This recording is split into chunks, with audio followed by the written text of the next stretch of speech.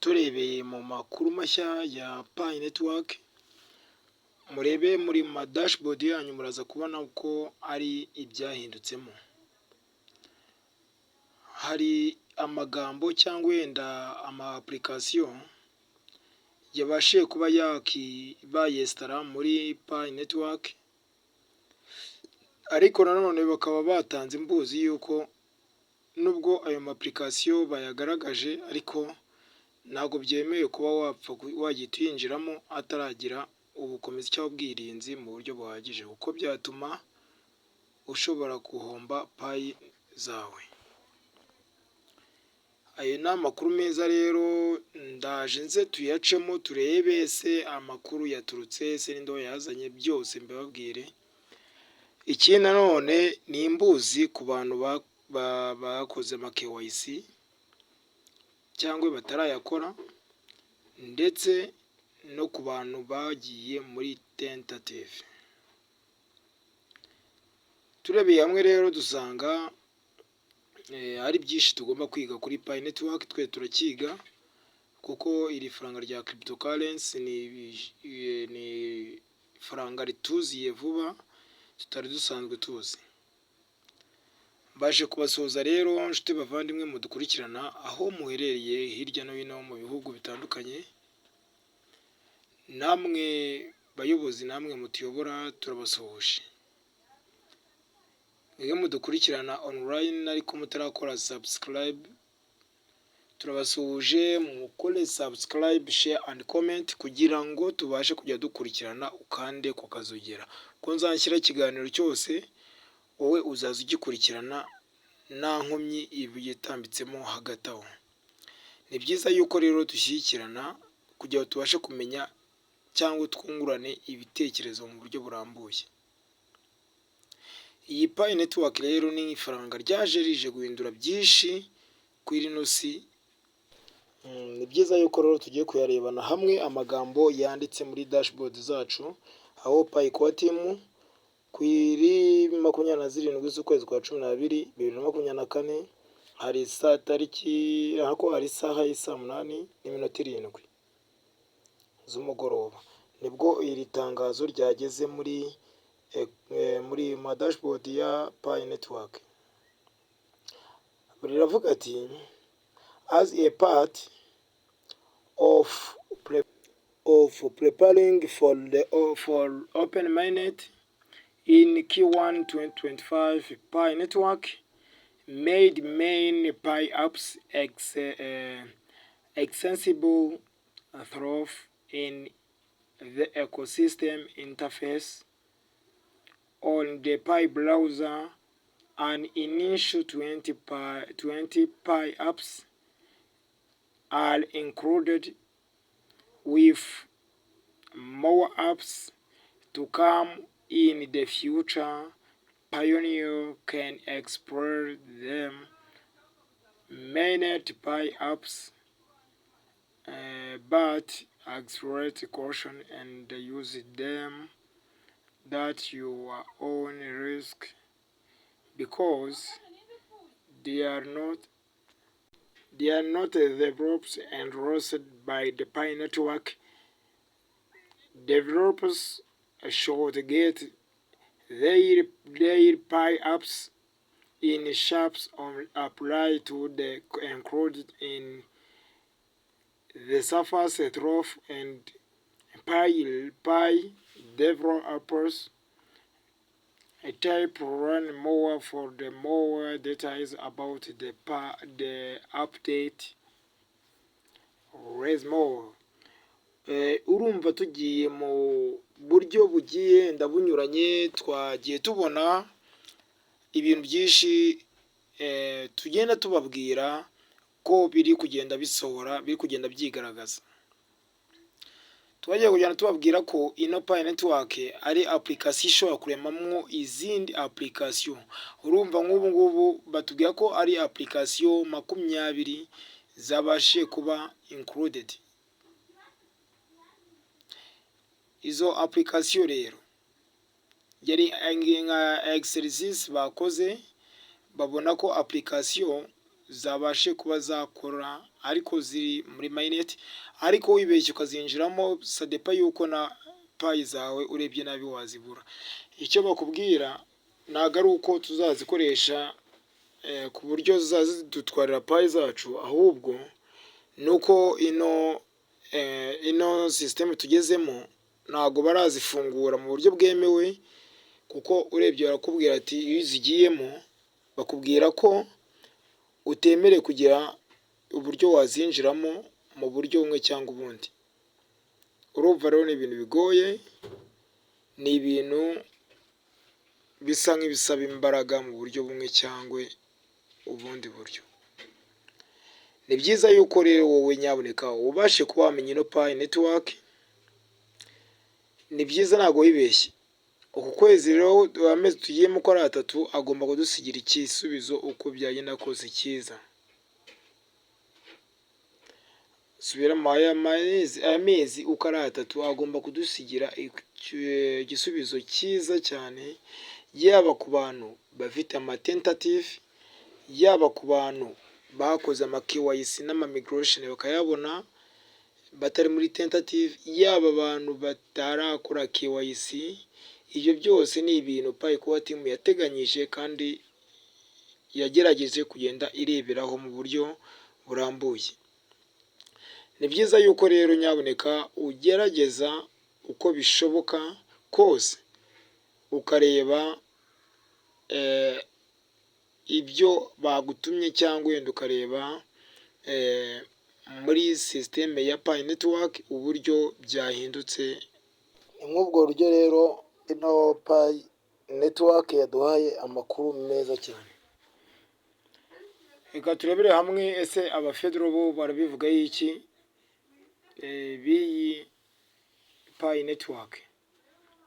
Uwo bita Timai yanditse ati explore the utilize the Pi network ecosystem to accelerate Pi mining, handle and order at will application are yet to be leveled. As a part of the preparation for the open network in Q1 2025, Pi network has developed main Pi application, accelerated trove, and ecosystem interface on the Pi browser. The initial batch of 20 Pi apps has been included, with more be launched in the future. Pioneers as explore those mainnet Pi apps, but should exercise caution and use them and their own risk, as they are not developed endorsed by Pi develops are encouraged to refine in the Pi apps and apply for the inclusion in the ecosystem interface through the develop report and learn more for the further detail about the update. Urumva rero ni ibintu nawe ari kugomeza agarukaho avuga ati muri bino bihe tugezemo byamenyekanye ko Pi network ecosystem yabaye accelerated. No na Pi tumayininga nazo zagerageje kwiyongera. Urumva ni ibintu byiza cyane. Batubwira ko abantu 100 cyangwa application 100 yashyizwe cyangwa ategerejwe muri leverage ya pi quantum. Umva ni after open mainnet. Urumva nibwo bategereje cyane zino system zabo zitegereje. As a part of the preparation of the open network, mu gihe tuzafungura ino open mainnet ya Q1 2025, Pi network ifite develop mainnet, uburyo buri develope bwa kumininga Pi application expressible through and ecosystem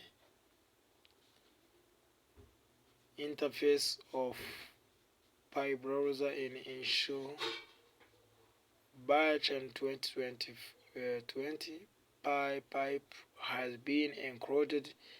Urumva mu by'ukuri ni ibintu byiza koko batubwiye ati n'undi n'ibyo gisubiramo. Mu gihe tugereje ino Q1 ya 2025, ari gukomeza avuga ko mu Pi network ya ecosystem yagerageje kutuzanira izindi Pi 20 tutari dufite.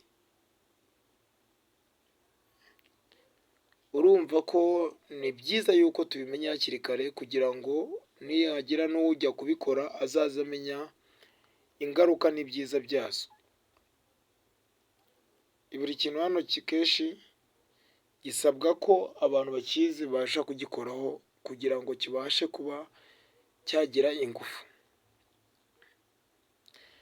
Ntabwo ari byiza rero yuko wakwinjira muri system cyangwa muri application za Pi network udafite amakuru. Ntabwo biba byiza kuko ntabwo wamenya ibyo ugiye gukoramo, ahubwo hari igihe ushobora gushiduka wakoze ibidasabwa cyangwa ibidakurikije amategeko mu buryo bumwe cyangwa ubundi. Ni byiza yuko rero wowe nyaboneka uri kugerageza gukora bino bintu, gerageza ubishyiremo ubwenge bwinshi, ugerageza ubishyiremo n'ubuhanga niko nabyita, cyangwa wenda mu by'ukuri nyaboneka kugira tutazagera dukata amafaranga y'uwabahaye akazi. Ntabwo ari byiza. Mukorera akazi hariya, wewe mayininze n'amahirwe yawe, tegereza abataramayininga bazarogereta. Umva ko ni ibintu byiza cyane. So hari irindi tangazo ryagerageje gutangwa, gusa atari irya Pi ahubwo ari iry'abantu bamayininga coins bagerageje kubika ama USDC kuri za Binance zabo. Hatubwira ati ni Coinbase 2024 11 z'ukwezi kwa 12, izo nibwo irino tangazo ryasohotse rigira ati important update MICA change and stablecoin service day change day coin as remind due to the European market a crypto asset MICA regulation Coinbase with employer discretion for stablecoin service and to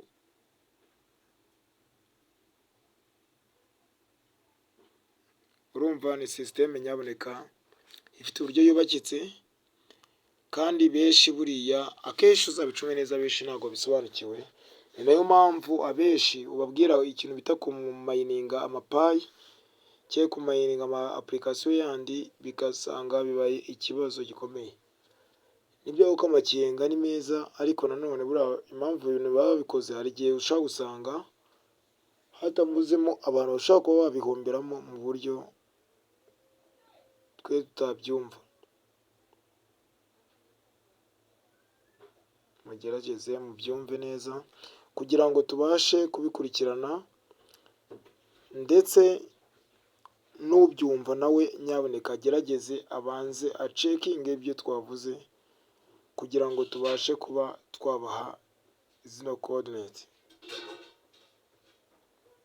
Ikindi kintu nababwira rero, urumva mwebwe mugende mukure amadolari yanyu mu nzira, ama USDT DC, mugere muyakure muri Binance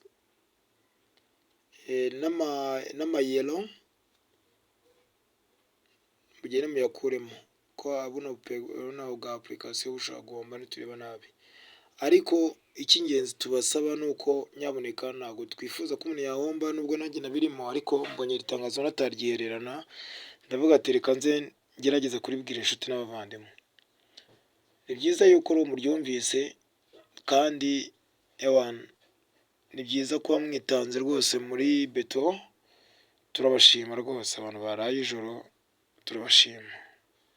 Urumva rero ibyo biratuganisha kuba twabona ko buno bwa application bwari bumaze kuba akavuyo kenshi, bugiye kuba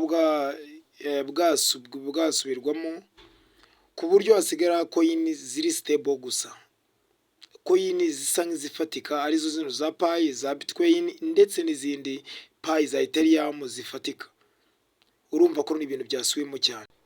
Urumva ko rero system tugiye gukoresha ni system nziza, aho tujya muri banke tujyanyemo ikarita, tujyanyemo amadolari tugiye kugura coins, cyangwa wenda tujyanye coin tugiye kugura amadolari, ndetse dushobora kuzifashisha ino karita nk'uko twakoreshaga iza BK, nk'uko twakoreshaga iza Equity, tukagenda tukabasha kuba twabikura coins yacu.